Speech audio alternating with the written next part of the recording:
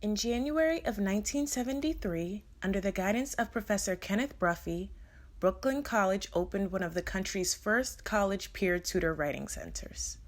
Bruffee wrote, "Open admissions forces us to perceive the relationship between the social and political context and learning itself, indeed, even knowledge itself.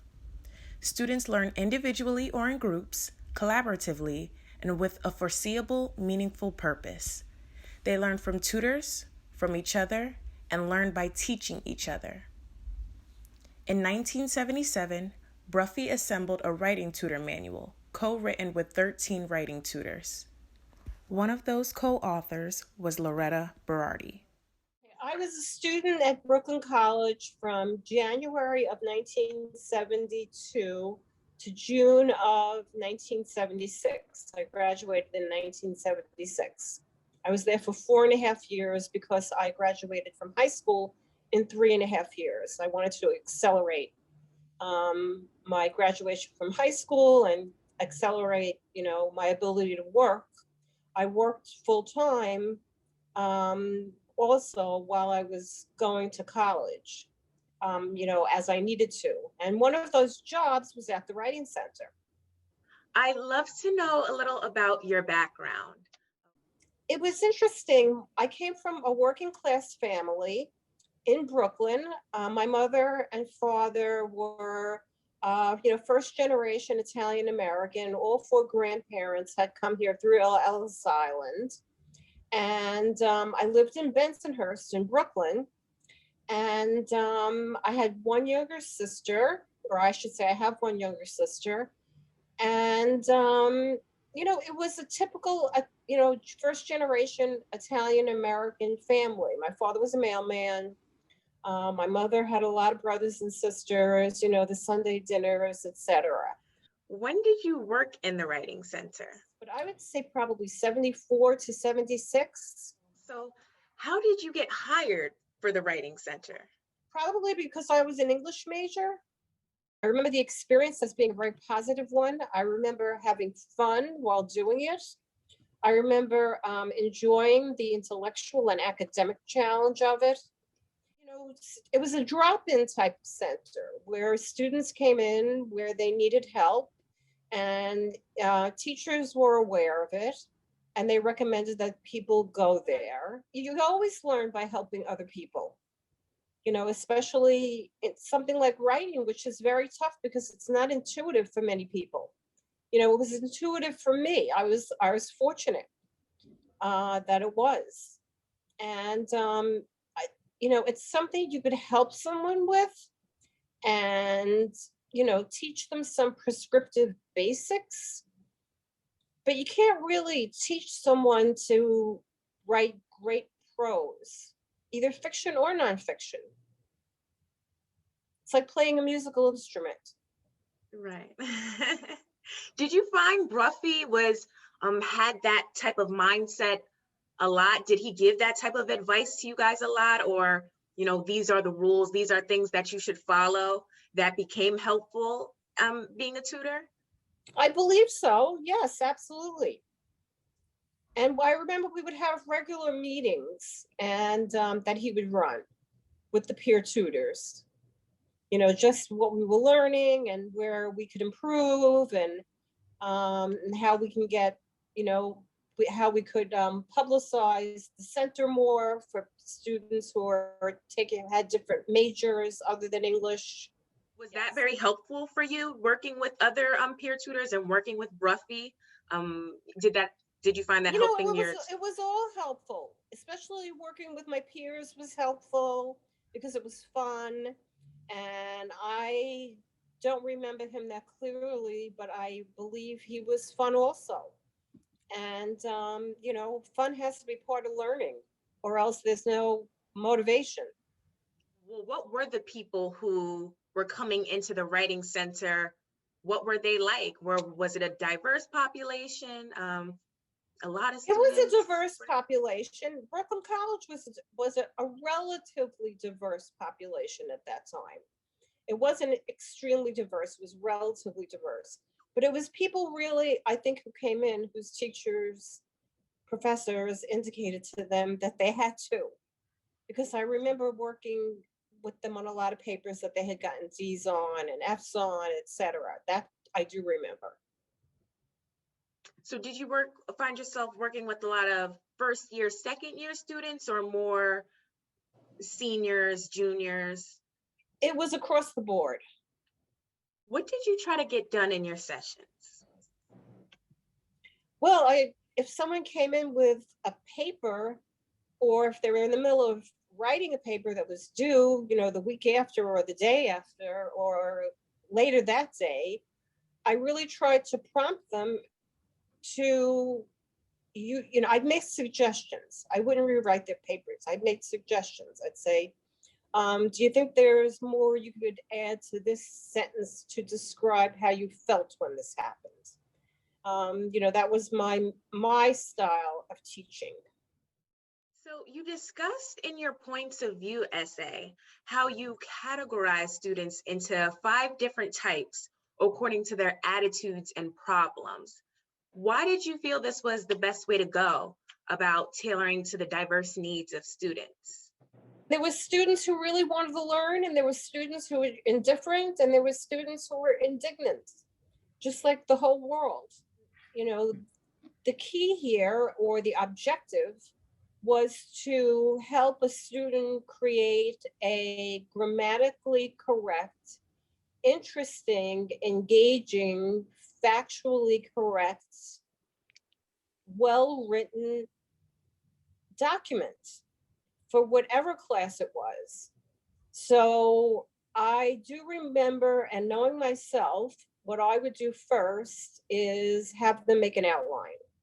And after we had that outline, we, sort of fill it in. And the outline was their objectives, in this piece, what they wanted to tell, how personal they wanted it to be. Was it, what was the paper for? Obviously, what type of class the paper was for, whether it was a history class or a creative writing class made a big difference in what we wrote. And, then having them put it together, and we didn't work with these students for one time unless they never came back. We would work with them over a period of weeks. So you also say in your points of view essay, I'm going to read you a quote. You say, views expressed here must be discussed again and again by educators who perceive teaching writing as an experimental art, not as a prescriptive science. Can you just expand upon that? It's not like chemistry or mathematics, where you could teach a way to balance an equation. I don't know, do you balance equations? I think I remember that. Or chemistry, where, there are ways to create combustion. You have to be able to get it. And it has to be part of the way your brain thinks. And I think that's why I say it's not prescriptive, it's subjective. Absolutely. It's subjective. It's the way, if you look at the way some songs are written now, some songs are, hip hop and rap songs have a very different writing style than country music and pop songs. It's just the same. It's the writer's ability, and even ability is probably the wrong word, the writer's proclivity towards a certain style. And that really can't be taught. What was one thing you thought absolutely needed to happen during your sessions? You needed to connect with the student. The student had to have respect for your ability and have, hopefully after the first couple of sections, even if they were really resistant, have some fun while they were there and enjoy the experience and feel like it was beneficial for them on an educational level.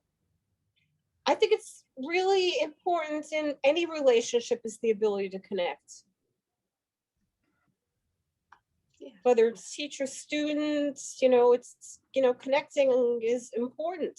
It's important to not, it doesn't mean you have to have the same points of view, or that you have to look at the world the same way or look at an essay the same way, but you have to be able to listen to what the other person is saying. So my ability to listen was a big plus. What did you do after Brooklyn College? I moved to Colorado 2 weeks later. I moved to Denver. And I had a friend who had moved out there. And I was really lucky that I got a job right away in property management for a real estate investment trust out of Chevy Chase, Maryland. And I became a property manager, which was fun. And I lived in the same complex. It was a 220 unit, all adult apartment complex in Denver, which in 1976, when I moved out there, was like the Wild West. And it was so different than anything I had been used to living in Brooklyn for 20 years. And, I learned to ski, which was great. My job was fun. I trained leasing and sales staffs. I lived on the property. I had a 2-minute walk to work. But then I missed the East Coast. I moved back from Colorado and I needed to get a job.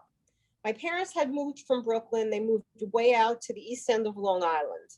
And I knew I didn't want to be out there. So I got an apartment and I went on interviews. And I remember that I had 2 choices. One was to work for what in those days they called employment agencies. And they're still called employment agencies, which is, contingency work. They call it 3 or 4 headhunters and they say, we need an assistant editor for children's books, or we need a salesperson for math and science texts in Florida, which is an adoption state for textbooks, and it was the low end of the business. And I stayed there for about 7 years and I learned a lot about the business. I had sort of a mentor there. And then I went on to another company for about another 6 or 7 years. And then in 1988, I started my own business with a partner. And it was called Berardi and Associates. And if you Google my name, you probably have to go a bunch of pages now because it's like 25 years ago. You would find an article that was in, I don't know what newspaper, it was probably in the Times, where it says Solomon Page acquires, it was called Stenta Ford and Berardi Associates at the time because I had a partner. And then my partner left, he retired.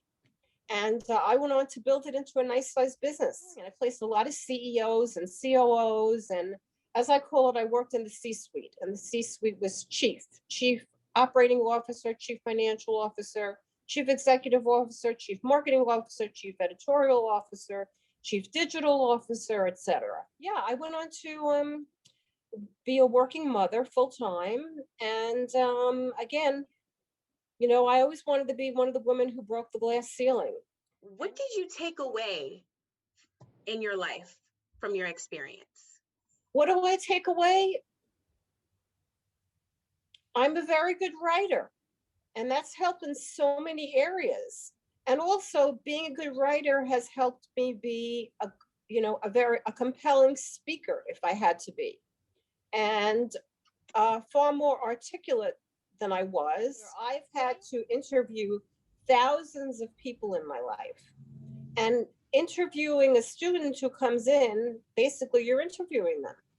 And I think I developed interview skills in the writing center that I went on to use in my business and professional career. I've learned a lot over the years, in different situations in the business world, which is where I wanted to be. So lastly, do you have any advice for me as a current peer writing tutor?